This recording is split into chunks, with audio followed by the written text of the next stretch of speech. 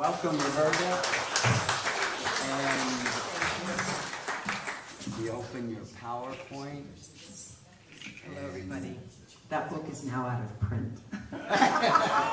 So it's valuable. Thank you for that. I'm looking for a publisher, actually, to reprint it. The publisher went out of business. Anyhow, welcome to all of you. And welcome to those of you, colleagues and friends I know are here virtually, so welcome. So the title for today is Embodied Enlightenment, the Incarnation of Psyche. And this is actually the content of my third book that should be out in about a year, maybe two. So I'm relieved that I may not get through all the slides because you'll have my book. That's what I'm telling myself, because what's happened is often what happens, right? So I dutifully do my PowerPoint. I think I have 38 or 40 slides. And last night, Paul, someone at dinner here, Paul, made this beautiful comment, and I've just been trying to stay open and receiving where all of you are. And Paul said, I wish, presenters would leave 15 or 20 minutes for Q&A. And he went on and built his case, and I was moved by that. And so I dialogued with Spirit, as I do. And this morning, kind of a wrestling through the night, because I'm attached to my slides, right?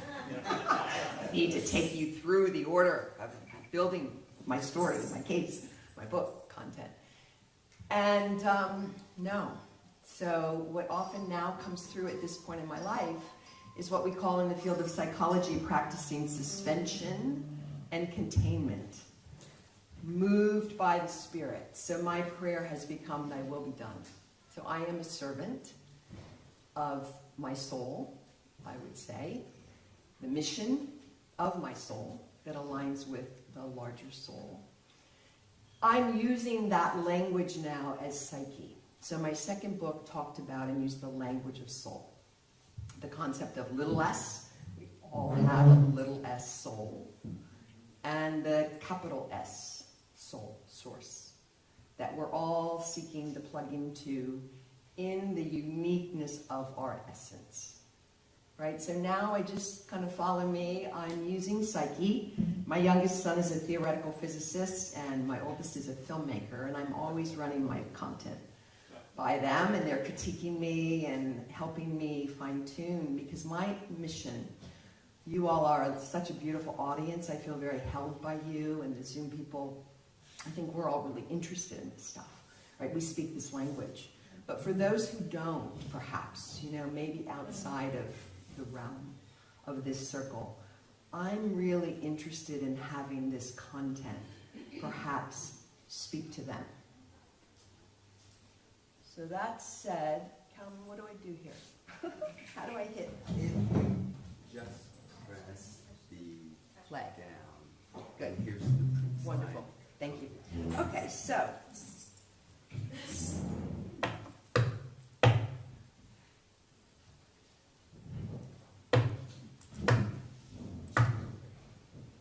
Take some deep breaths. Hear the knocking? What is the knocking? What is the knocking at the door in the night? It is somebody who wants to do us harm. No, it's the three strange angels. Admit them. Admit them.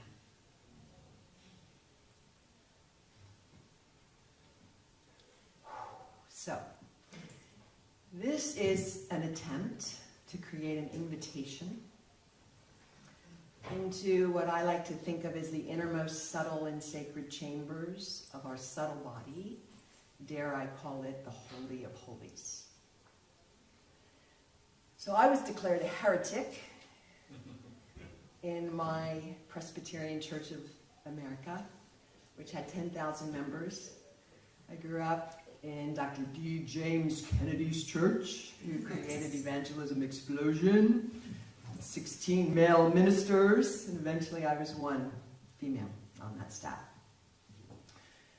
So in the time of the reimagining community, I think it may have been in the late 80s, 90s, identifying as a feminist theologian, having finished my master's in theology, I wanted to donate a stone for the expansion of the school with Coral Ridge Presbyterian Church. Paid my money, donated a nice donation. My stone was going to have reimagine on it. And they kindly rejected that and said, no, thank you. Return the money, return the stone. So it's interesting how these things come up in layers, right? That was, golly, I finished seminary in '88. And in the Credo stories yesterday, something started bubbling up.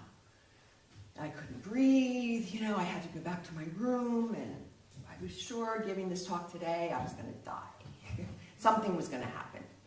And that's how I felt when I wrote my first book, right? Something awful was going to happen.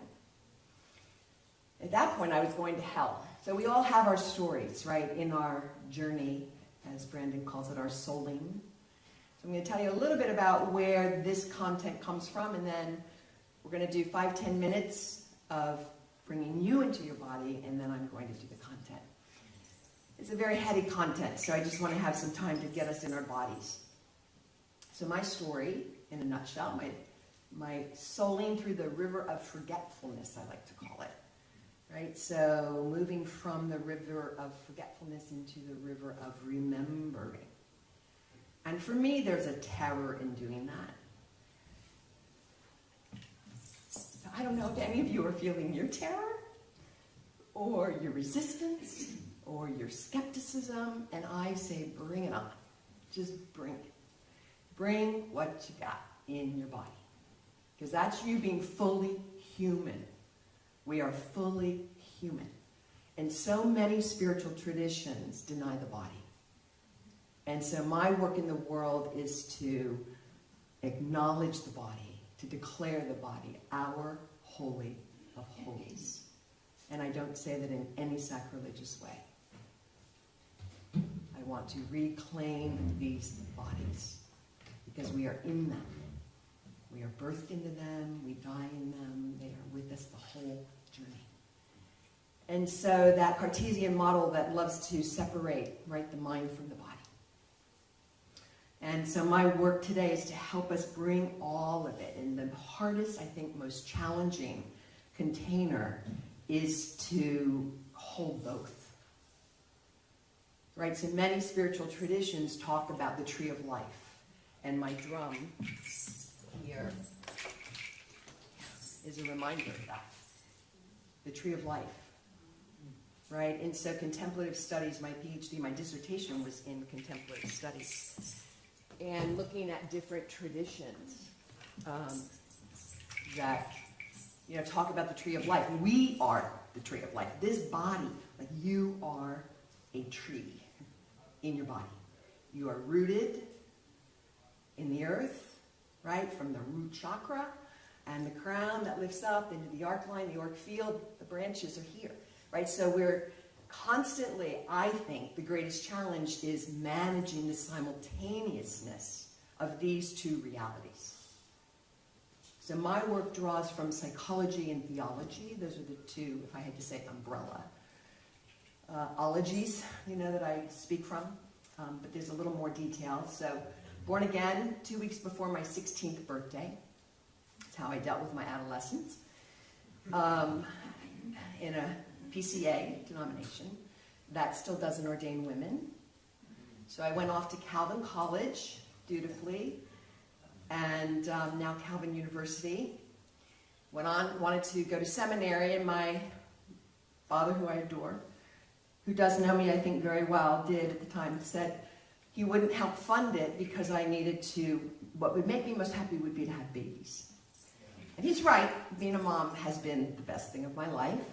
However, there's a whole other part of me. So I went off to seminary, Calvin Seminary, and the way I funded that was I got involved in the Miss Grand Rapids pageant, part of the Miss America. And I write about that in my first book, Resurrecting Eve. And there are my Calvin Seminary professors. So I won Miss Grand Rapids, went on to, do Miss Michigan. Was planning to be Miss America and tell the world about Jesus back then.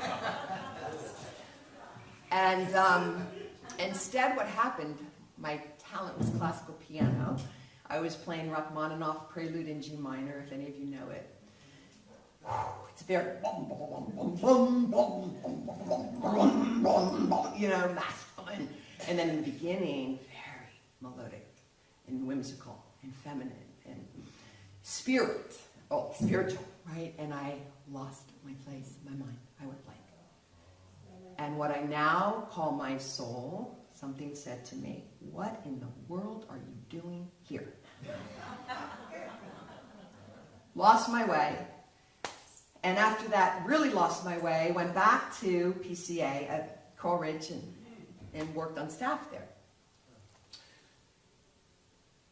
Actually, no. Yes, I did return back to PCA. So that was my master's. Started at Calvin Seminary, lost my way, didn't finish my master's in theology. I would have gotten an MDiv back there, but women weren't allowed to be ordained. So I've come a long way, is what I'm saying. So then I found Gestalt therapy in 1990. That got me into my body, and I'm going to be teaching you Gestalt therapy theory, it's called technically. And most people don't know anything about it. It's been a marginalized theory in psychological theory modalities. And I believe, guess why? It values the body. It's a somatic psychology. Gets us in our bodies. Then I found systems theory, got my EDS, marriage and family therapy, didn't finish my PhD at that point, had babies. Then I found core shamanism through Michael Harner, 1996. Then trained for 13 years in shamanism with the psychoanalyst and a reverend, Sharon Blessum, once a month for 13 years. Then I found Kundalini Yoga, went to India, trained with Gurmukh in Kundalini Yoga. We'll be doing some Sanskrit, some Sadhana Nama, just get us into that body in a minute. And then contemplative studies leadership was my PhD. So, just so you understand, where I'm coming from. We all have our stories. So my passion now is to bring back what I say, the recovery of psychology as engagement with psyche. So, psychology, logos of psyche, right? There's a whole history. How I'm defining soul, and this is, for now, seems to be always morphing, as it does, shapeshifts. But soul for me, and again, anything I'm saying, I'm just offering a conceptual model of what I've developed doing what I've been doing 40 years, right? So I'm a therapist in private practice, a psychologist in Princeton, New Jersey. I've done inpatient and outpatient work. I've done visiting lecturer at the university. I have what I call the School of Embodied Enlightenment, where I do circles in Princeton. So that's that. So psyche, I define as a primordial animating consciousness, a living being, basically, which seeks to inhabit the material body as its moment to be here. That's just a working definition for now, for me. Of course, it's ineffable, right? So we're here trying to talk about something that's ineffable, trying to give words. So that's what my attempt. And in the biopsychosocial model George Engel looked at, that I appreciate in my brain, looking at what it means to be human in these bodies, right? We are biological, behavioral, cognitive, humanistic, psychodynamic, socioculture, evolutionary, psychoanalytic, and neuroscience. Now, Calvin, with his FOS model, is suggesting bringing in spiritual. Calvin and I talk a lot about this kind of stuff. I don't like the term spiritual, but I know the research shows that's what most people identify with. So for now, I prefer mystical, but spiritual seems to be the term that most people relate to. So let's call it a biopsychosocial spiritual model. So now, for example, when a client comes into my office and they're presenting with anxiety, from within a biopsychosocial spiritual model, my mind immediately thinks, okay, they've got human exceptional capacities that they're afraid of. Anxiety is real, right? So we know that anxiety, internal, external locus of control. So basically think of octopus, right? With these what do you call those? Thank you, tentacles. Right, so they're moving through the world like this. If you've got anxiety, this is what you do. And they're really good at absorbing the environmental field. They can read a room, they can feel where people are, they're taking in the environmental field. That's my clinical observation of anxiety.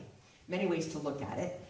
Now I think, okay, you've got psychic abilities that you haven't owned yet.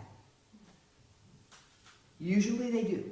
Anxiety goes hand in hand. Calvin's shaking his head.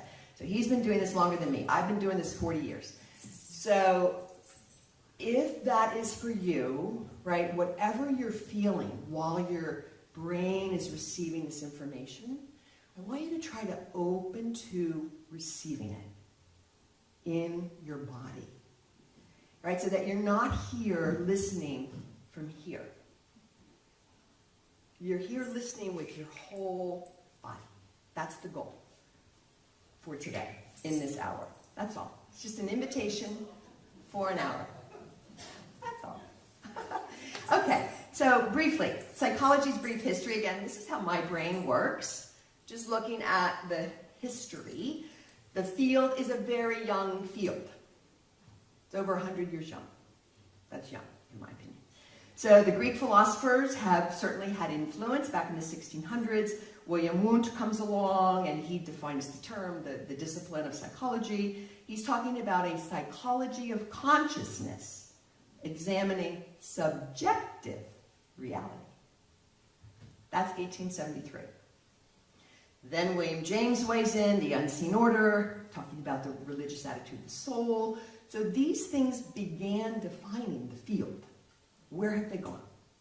Like, I have huge disappointment in my discipline. I think what it's done, similar to the church, right? The church and psychology ought to be pioneering this stuff in practical ways. But instead, there's been such a disassociation from the body. And that pains me a lot. So that's what this content is about.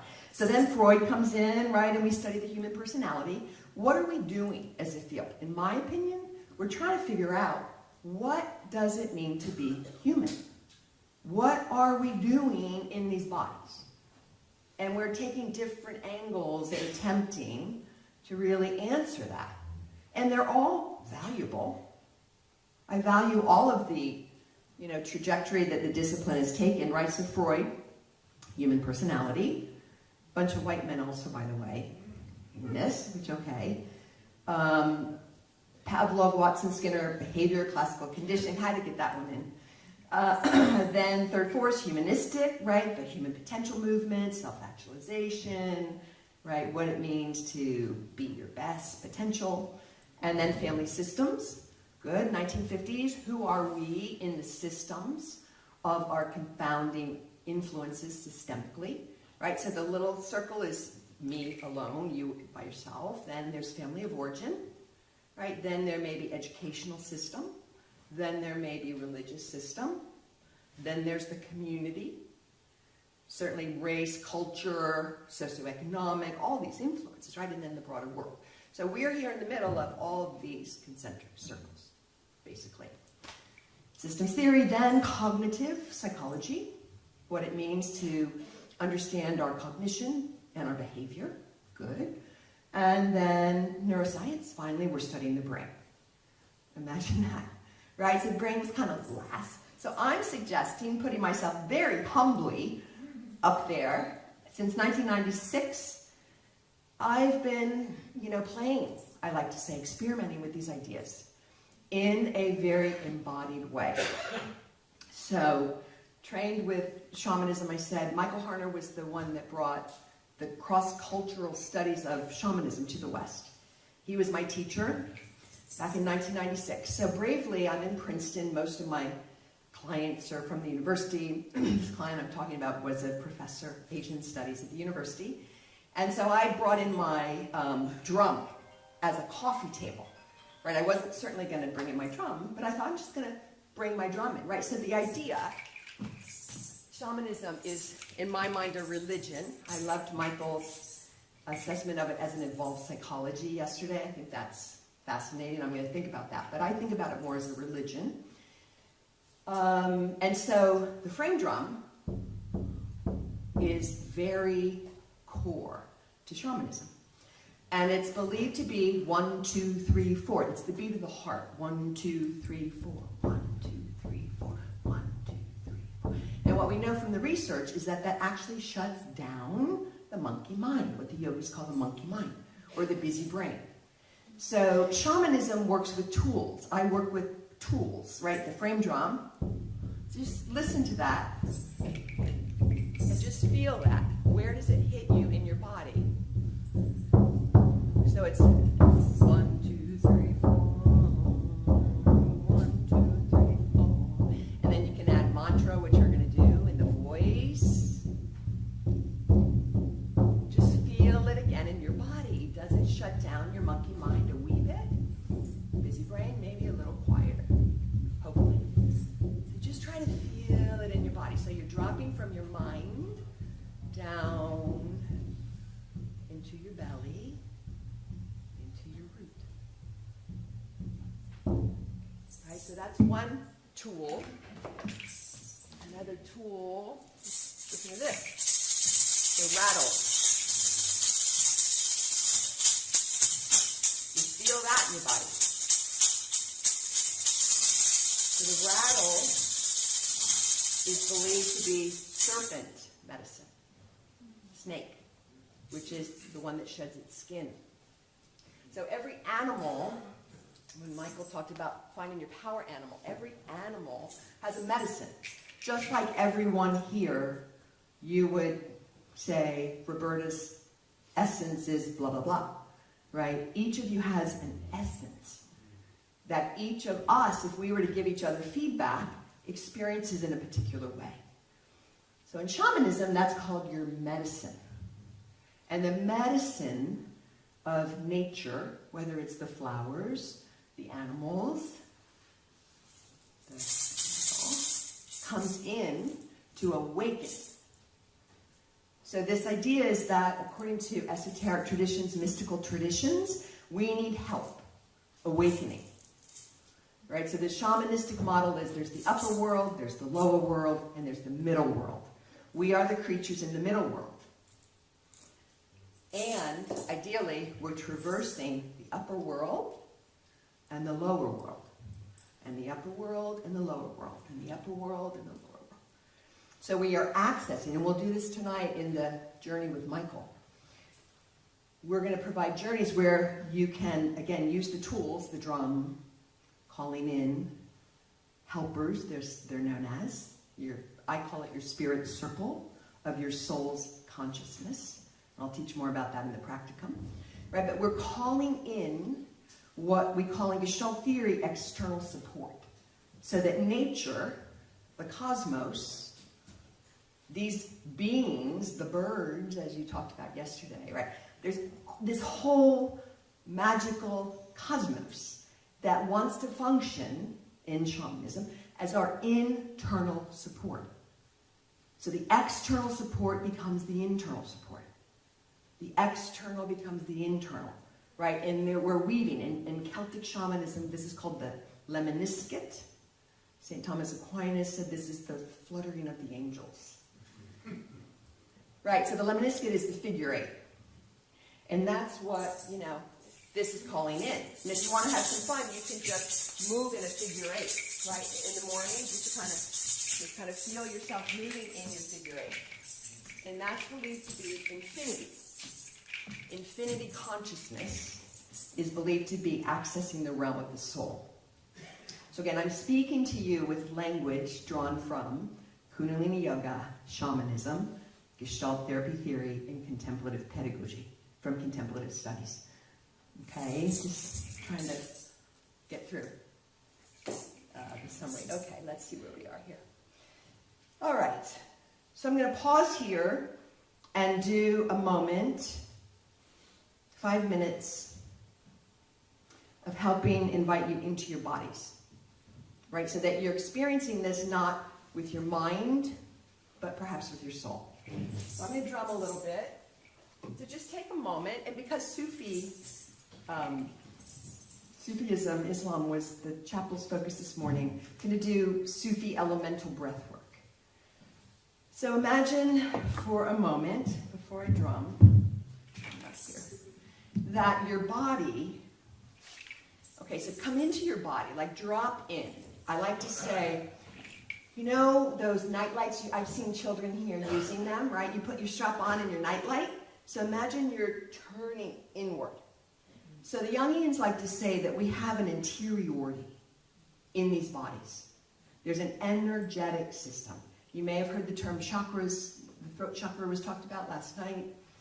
So we're going to do just a brief combination. So while I'm sharing this, just come into your body and try to feel this in your body. So in the somatic, okay, so let's start. Tree of life, right? I am rooted. My feet are rooted in the earth. Right? So just kind of play with expanding your feet, getting your toes as wide as they can if you're able to do that. Feel the east-west sides, front and back. So you're really trying to root down. Right? And then imagine you've got roots. Right? So you're rooting in the earth. You're rooting in the earth. And the root chakra is red, according to these mystical traditions. I'm going to show you a diagram in a bit. The root chakra is color red, and when our energy is moving and our chakras are open, it's supposedly the size of a grapefruit, and we want it moving, clockwise, spinning, right? And so we're awakening the root, and the root says, I am. Hamsa is the mantra. I am. Right? I'm here. Right? So we each want to fully be here. That's what makes community entertaining and problematic, because we bring all of it here, right? So that's the root. Then we come up into the belly, and that's orange.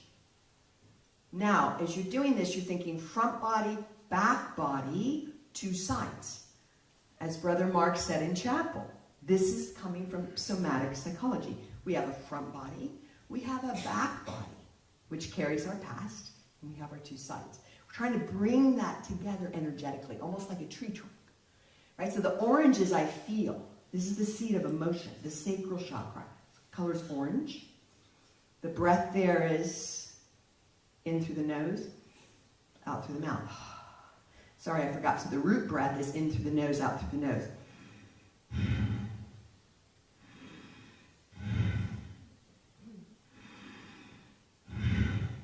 Breathing into your root. Sacral chakra is in through the nose, out through the mouth.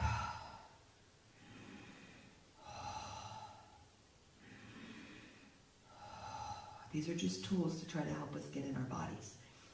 Third is the solar plexus. That's the fire element. Belly's the water element. Breath is in through the mouth, out through the nose.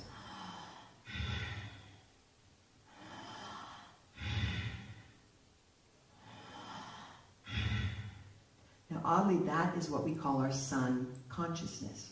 Where does panic and anxiety hit in the body? Right there. So we want to open that grip. The fire breath is helping to open that. Come up into the heart space. That breath is in through the mouth, out through the mouth.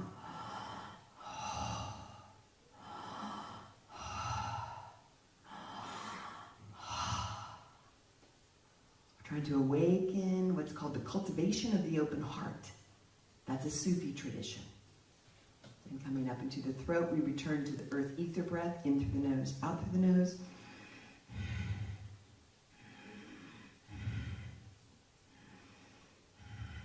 Come up into the third eye. It's our moon consciousness, seeing into the invisible world. Bring your breath up there.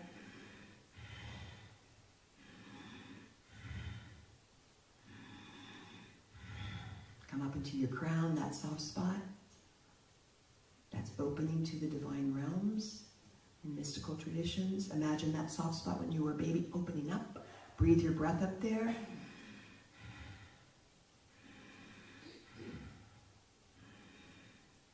Then go up 3 inches is the arc line, up 3 more inches is the auric field. This is all Kundalini Yoga, which is all of that internal alignment of the Kundalini, of open heart space, moving out into the auric field. And then we ideally are moving through the world. So that's just a technique. I'm kind of looking at all of you, whether you're into this or not, right? We're trying to awaken the inner body, the inner temple. Awakening the inner temple. Right, so that's the elemental Sufi breathwork. I'm going to do more of that in the practicum, I think. What time are we at? 10:30, okay. So the Sat Nam. So this Kirtan Kriya was done last night, and I just want to do that with you briefly. And again, I just am trying to help you awaken your body's interiority so that you're listening with an open heart and your full body, not just your mind, to this information. Because the mind is going to have a fabulous conversation going on, which is lovely. And I'm just inviting you to practice the suspension and containment. Put it right there on the chair next to you. And say to that, I respect you. I'm going to come back to you later. Right now, I'm just experimenting with something different. Talk to it. It needs talking. It needs talking to. So, Satanama. Satanama. This is mantra mudra. So we're including our voice. We're using our fingers, and you know this, right? So the Satnam. S-A-T-N-A-A-M. We are awakening in Sufi tradition, in Kundalini Yoga, not Sufi, in Hindu, sorry. We are awakening the Satnam. And that is my identity knows truth. There's many ways to interpret this, but I believe that's soul. So Sat. And can you feel it? Try it with me. Sat. You're bringing the energy up. So ideally, Kundalini Yoga teaches there's like 80,000 nerves up here in the palate. Trying to awaken the palate to go up the pineal gland, pituitary gland, and out. So it's almost like a capital L. So the energy is Sat, Nam, Sat, Nam, Sat, Nam, Sat, Nam, Sat, Nam, Sat, Nam, Sat, Nam, Sat, Nam, Sat, Nam, Sat, Nam, Sat.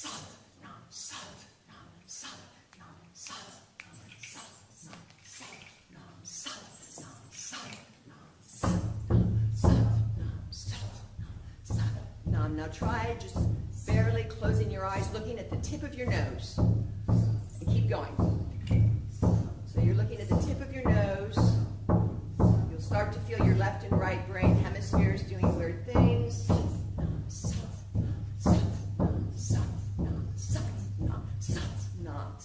With your sat, lift the energy up. Nam, earth and sky, earth and sky, earth and sky. Sat, nam, sat, sat.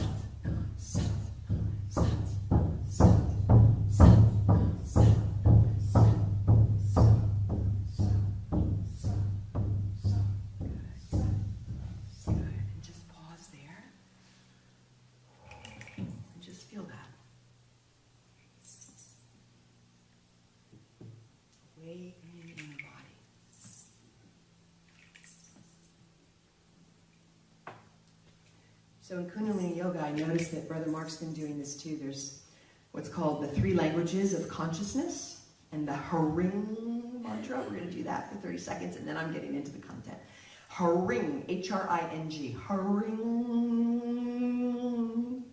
You want to get it up the palate, awaken the pineal gland, the pituitary gland, Haring. So this is the created one is calling out to the creator to understand the meaning of creation. And I do this with little babies when clients bring their screaming babies into my office. And crazy. So we're going to do this Haring, and just, again, feel it in your body. We're working to awaken the body's interiority. That's what we're doing. Tons of exercises and ways to do that. So we're going to do it all at our own breath.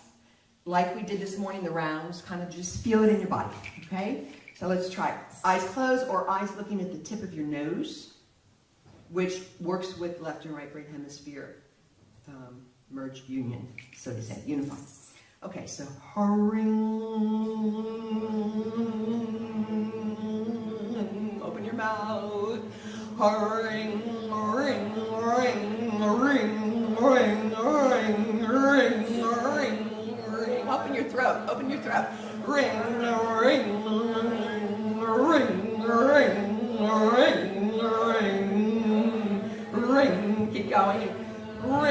keep it going, keep it going, keep it going. Ring, ring.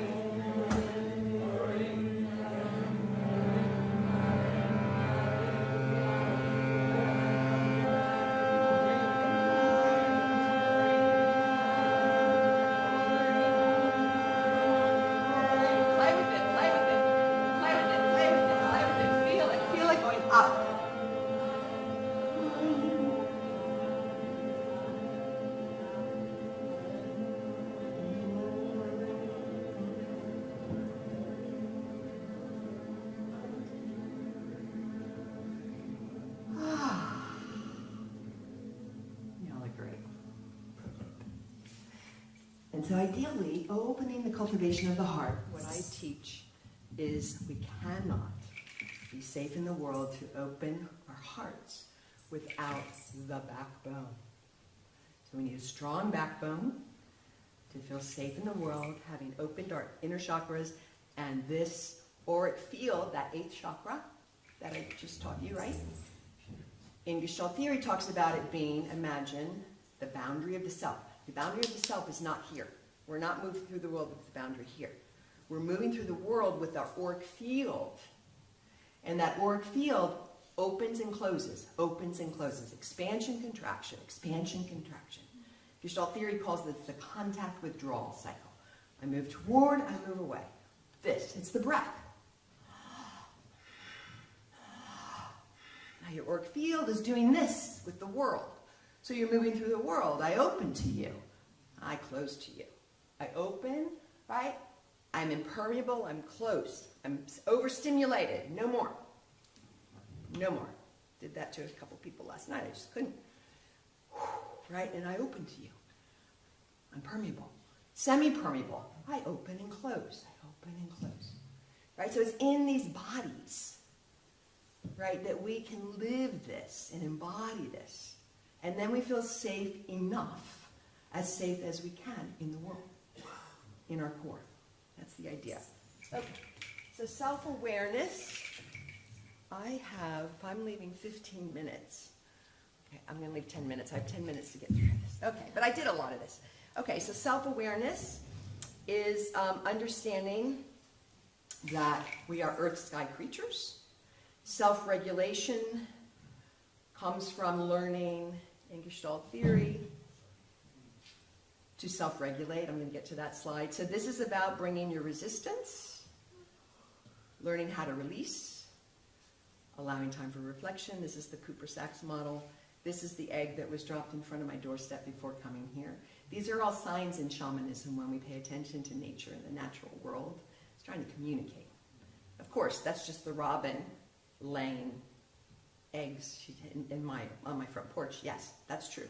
There's a robin mother bird had her babies. That's really true. That's physically a fact. This is also true in a shamanistic model. We're meaning-making creatures. So when we make meaning of that egg, that's my intention for all of us this week. May we crack ourselves open. Because why not? And that was the medicine that was dropped on my doorstep. So that's what I'm bringing today.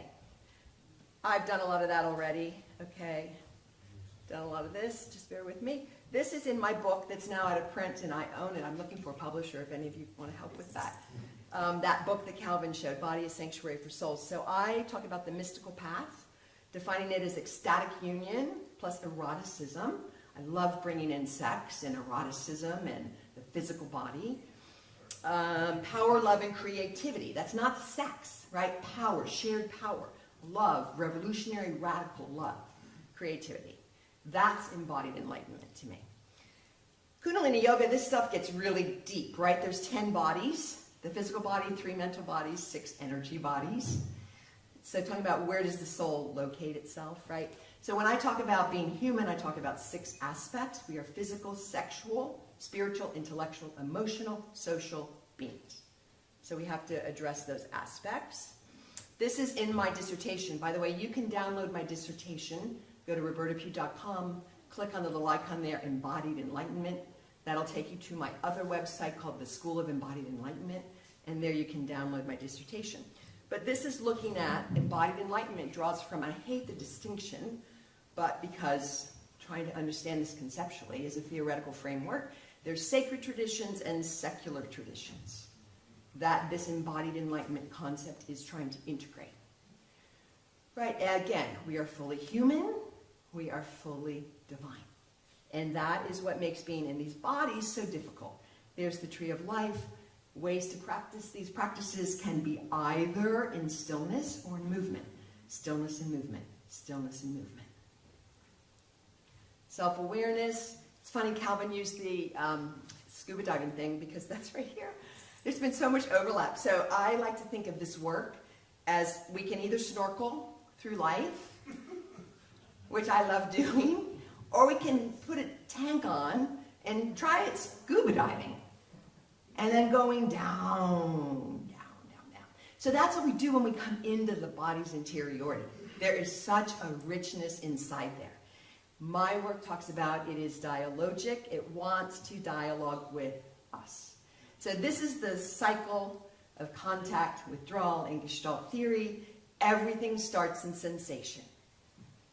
Right? So sensation, I start to notice I'm hungry. The figure forms, I would really like a bagel with cream cheese right now. I start mobilizing toward it. How am I going to get that? Let me ask the kitchen, right? And then I get into action. I pay it and get it and eat it, make contact with it, take it in. I'm satisfied. And then I withdraw. Then I'm on to the next thing. Now what do I want to do? I think I'm going to go take a nap. Right? So this is called self-organismic regulation, and it's how we move through the world ideally. My work that I'm bringing to this is called the framework of the chronological selves. This is not inner child work. This is the idea, and again, this has come from just 40 years of sitting with people. In these bodies is every single year that we have lived. Every single year. Where did that self go? It's here. It carries cognition, affect, behavior. Ways of thinking, ways of being, and ways of feeling. Affect is just a multiplicity of emotion. Right? So think of this body. I hope after this presentation you maybe consider a new way of relating in your body, to your body, with your body. There's an intelligence there. Right? And so when this work is about when we create these bodies as safe containers, then the soul is invited in, which is looking to incarnate. Then it lives at home in the container of this body. Because I know how to keep this body safe as possible. I know how to practice awareness. I know how to light my fire. Sun consciousness, moon consciousness, all that stuff that I went through. Okay, I've already talked about that. There's the 5 splits, by the way. This, to me, is so cool. So if you want to think about your energetic body, when the flow is interrupted, right? So nowadays, talking about living in fight, flight, or freeze, or fawn, those are all trauma responses, or workaholic responses, or Cartesian responses, being cut off from the body. These are where the energy shifts happen in your body. Right? So my mind is cut off from my body. This one, my limbs are cut off from my torso. Second one, upper torso cut from my lower. Head cut from my body. Left side, right side, that's fascinating. So in the somatic psychologies, the left side is the feminine, receiving. The right side is the masculine, being received. So it's this in our life. I speak about it in sexual terms. To me, it's the genitalia, right, of the female and the male. Right? It's the labia, the flower, right? Georgia O'Keeffe's flowers, opening. So this is what we want to be balanced. Jungian psychology talks a lot about this. And he wrote a book about Kundalini Yoga. So he knows Kundalini Yoga, Carl Jung. Anyhow, feminine, masculine, fully integrated, the androgynous. I receive, I'm being received. I'm doing both. Right? Back body, front body. Backbone is right here. Feel your backbone. It's your structure that wants to support you so you can open your heart. right? Your backbone, it's designed to be firm and flexible. That plasticity that Carhart Harris talked about, I call reflexivity. So the 3 R's are reciprocity, reflexivity, and reciprocity, reflexivity. And there's one more, it's in there. I'm trying to move to get to questions. Okay, cognition, affect, behavior. Okay, now this is fun. Okay, there's my 3 R's. Receptivity, reciprocity, and reflexivity. So my reflexivity is like what he called plasticity, changeability. So we're trying to not be rigid. Rigidity just is a learned pattern that helps us think, believe we're safe in the world, because we're rigid. That is not true. It will cut you off from experiences of being alive, being spontaneous, being authentic. You'll lose your kundalini when you're stuck in rigidity. It'll be trapped. Right? So remember that. So this I'm excited about bringing. This is what I call the dual task of relatedness, and this is straight out of Gestalt theory. But I've kind of incorporated it. So this is the idea that in relatedness, there's self and other. Always self and other.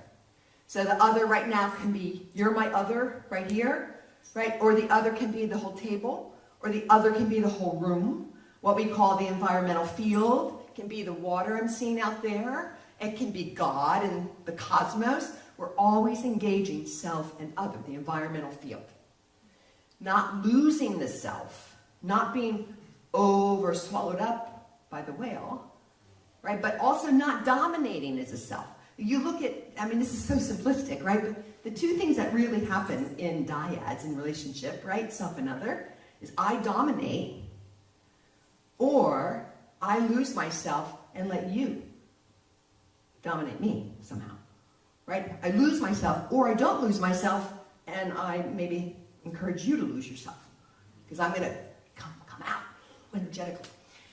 The hardest task is holding both, self and other, self and other. And so when we learn to do self and other, holding both, that's where the healing occurs, right? So we are damaged in human relationship, unfortunately. And that's how we help each other heal. Like Ram Dass said, we're just walking each other's home. We're trying to be communities that help each other heal. So then this work moves into self and other, into communities. So my work is drawing from Sri Aurobindo and the Mother, who I adore, and I'll do some of this mantra with her work in the practicum at 1:30. But you know, there's her flower. So these different, I want to get to this part. So there's constructive communities. So I'm drawing from cognitive behavioral therapy, right? There's constructive, destructive, and we can't escape both in these bodies, in community. We just have to name when we're in the presence of destructive community and get back to constructive. We have to name it, we have to own it. This is fascinating to me. So I love, in the work of the soul, in these different traditions, the soul has characteristics. So when we nurture our soul within, and then bring that into community, we're fostering soul characteristics that have certain traits. So the fruits of the Spirit in Galatians, love, joy, peace, patience, kindness, goodness, gentleness, faithfulness, self-control, matches up with Sri Aurobindo and the Mother's traits, with Maslow's B values. Imagine that. So they all end up in the same place. Right? I don't know what I did. I hit something, Calvin. Anyhow, I think I'm at time. So the idea is where to go. The more I believe that we start with the self, self-awareness, and work it fully internally. Know how to work it. We need the skills. And there's just so many skill sets there now. So employing the skills, ideally a private practice in the morning, to just, even if it's 5 minutes, just kind of wakens up your interior. So I'm moving through the world with all of me embodied, my soul intelligence, my body's intelligence, my earth sky self in sync simultaneously. So considering that.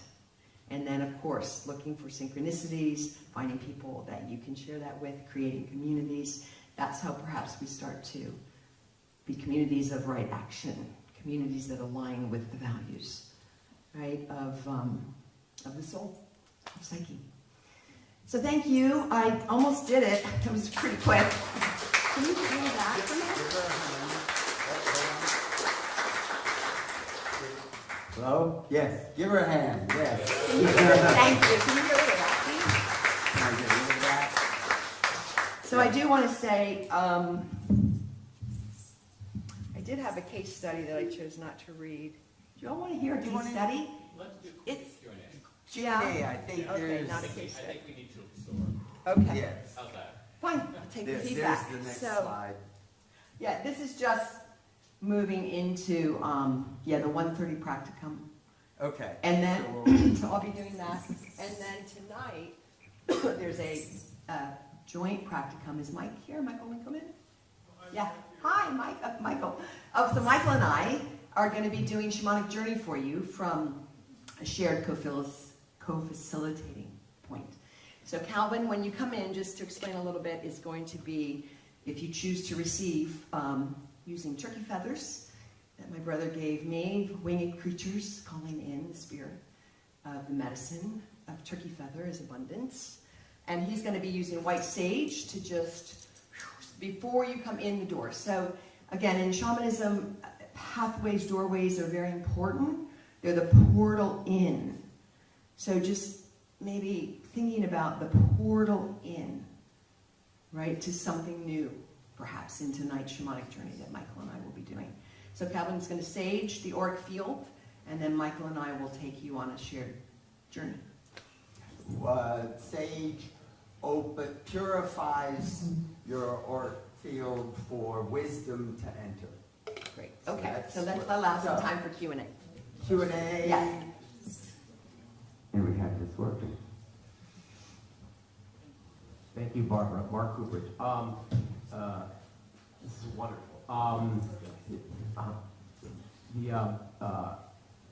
The idea of the backbone, wanting to be strong such that the front can open. Could you talk to, I have this in me, what is the fear that we have to let something go, to allow us to be open? I see this in me all the time, Yes. and I'm afraid to take that step. Yes, it's a great question. So I believe like that's just welcome to being human, right? The fear, we call it the impasse, comes up in Gestalt theory. Like the fear, just say hi, welcome it. Don't disrespect it. Do not try to disown it.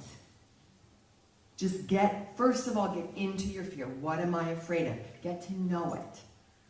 Befriend it. Let it talk to you. That's this dialogic path, right? So you're saying to the fear, talk to me. It may be your 10-year-old self. Maybe your 3-year-old self. Like, it's there for a good reason, the fear. So you want to respect it. You want to understand, what are you about? That's the inner self dialogue. Who are you? What age are you? What are you carrying? What memory is in you that you got immobilized at or stuck at? How can I help? So I forgot this whole piece. So the age that I am is the one in charge. So my 66-year-old self is managing all of that, every age that I've been. So the age that you are is the one managing every age that shows up in the fear. So fear is usually cumulative. So you have to first do the psychological work before you can move into releasing. And then that's where, to me, the spiritual stuff comes in. Because I have my spirit circle. So that's what we'll be doing at the 1:30 practicum. I don't do anything without my spirit circle. So your spirit circle of your soul's consciousness, what is that? It's my power animals. It's the beings that I work with. From my faith tradition, perhaps, from the cosmos. It's my ancestors in my lineage. I like to say not my lineage, my lineage, who are working in the light. It's the beings that you work with in the invisible realm that you know are your allies. They're there to help you. That's why we need our external support structure in the spiritual realm, whatever you want to call it. Shamans call it the spirit realm, but the spirit world. It can be your power animal. I have many animals. So, I've been doing this a long time. So I call in goddesses, that are each aligned with an animal, and then Jesus is in there. And that's it. And in shamanism, we say some beings come in for a short window of time. So there are some beings that are our soul protectors, that is believed in that model have lived with us through many iterations of our soul's primordial lives. And then there's others that just come in for this window. I'm here to help you with your book. Boom. Right? So fear must be respected, fear must be dialogued with. And then somehow it morphs. Yes. Hi. Hi. I don't think your mic's on, but I'm. Yes. Hello? Hello? Do you want to come up here and use this? Sure. Oh, there it is. It worked. And no, it went away. But I think I can hear you. Yeah, go ahead. I can hear you, yeah. Okay. So, I'm a therapist and a social worker, and in my training we spent like 3 minutes on gestalt I know. work because that's how school is. I know. So every time I go to any training, I try to absorb this stuff because you can get any of it right at school. Right. That being said, I think some of the pieces of what you are discussing, I think have worked their way into sort of a modern framework where, especially when I work with children, we talk about your personal level and like how that extends and contracts in different contexts, and I'm reminded of when you're talking about your work circle, And when you did earlier today, you did what we call a body scan, essentially. Yes, it's mindfulness stuff. So I'm wondering what you think about the sort of translating some of what you do and retaining the richness of it into a non-spiritual context in some ways that can be more digestible to a broader audience. Yes. Because I think that's where I find difficulty is for some folks to accept it more. But they're like, it's woo-woo, and then it's like out the window, Yes. So how do you do that? Got it. Great question. Yeah, so, I appreciate that a lot because it's important to make it accessible and palatable. Otherwise you lose, the ability for transformation. So, that's the book, McMindfulness, something like that, McMindfulness. Really, that's my beef with mindfulness, but it tried to do that, right? So the beauty of that is that mindfulness is trying to bring it in the back door and kind of be a part now of psychotherapy and psychology. But what the damage, it's like doing it the way Americans do it, 24/7. Just keep killing it, keep working your 24/7, work schedule. And where's all the ancient traditions that are rooted in culture and ontology, ways of being? All that got lost, right? So they just really brought a lot of the concepts and the tools, which are useful, but the richness of the worldview got lost. So, what I do, I bring it in the back door. It's like how I brought my drum into my therapy practice. Like, the drum was there, I stuck the drum in my therapy office, I wasn't going to drum, and then the drum started talking to me. I know I sound like a weirdo, but the drum was like drumming in my inner ear, and like, I want to be a part of this session. I'm like, no, this is an academic, this guy's a scholar, no, I'm not doing that. And then eventually I was like, hey, the drum is drumming and wants to be a part of this session. Would you be willing? So, willingness, I think you named that in the chapel. You got to open, you're trying to open for enrollment, access with consent. So I like Gestalt theory because everything's an experiment. It's just an experiment.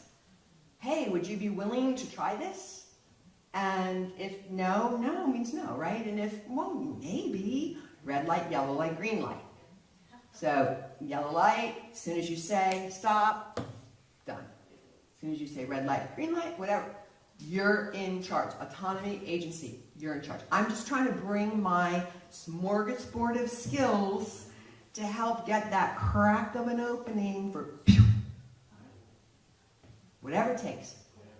That, I would like to comment on, is this on? no.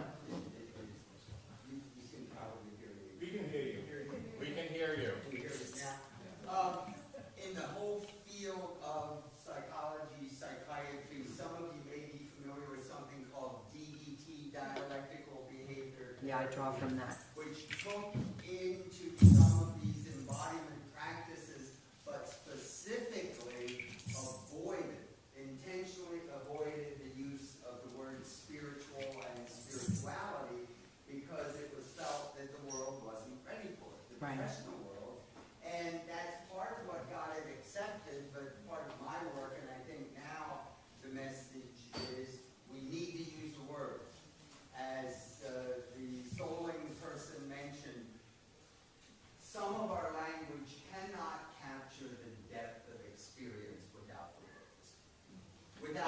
I would add, if the word becomes problematic, drop the word and help that individual find their word. Other, well, yes, would you stand up and speak loud into this empty microphone? I can probably hear you. Okay, well, normally I'm speaking loud and I don't get over here. I think you have really given me some depth of understanding of a couple of things that I had thought were just kind of weird. That's my goal. Thank you. I love to go barefoot, Yes. especially if it's dirt or sand or, I mean, something's going on. Yes. I will do what is expected and start gardening with gloves on to protect my hands. The first thing I know, the gloves are over here, and there's something going on between my hands, and I don't know what it is. I never really thought about it except I thought that's kind of Can I respond real quick? Thank you so much. That's so beautiful. So, I mean, I studied with Starhawk back in the 80s, who I think now calls herself an eco-feminist spiritualist. I can't remember what she's... But anyhow, and I think I learned this from her. But a great ritual, like especially if you travel or even every morning, get down and feel the earth on all fours.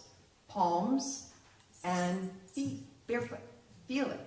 And in Kundalini Yoga, there's a healing breath where you're laying in the grass on your belly, arms forward, and dropping your front body into the ground of earth. Drop your back body into your side bodies. Drop your side bodies into your belly. Get your belly feeling the pulse of the earth. It's wild.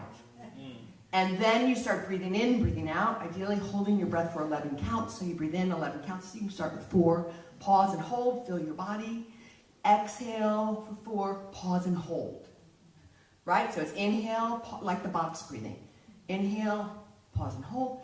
Exhale, pause and hold. On the earth. And you can literally, when you, Mark, I think, said, feel the land. You did this, I think, yesterday. The land has a pulse. It has a story, so many stories. And you can literally connect to you in the earth, with the earth, and the union will happen. It's a beautiful ritual. So, thank you. That was wonderful. Thank you. Thank you, everybody. Thank you, thank you.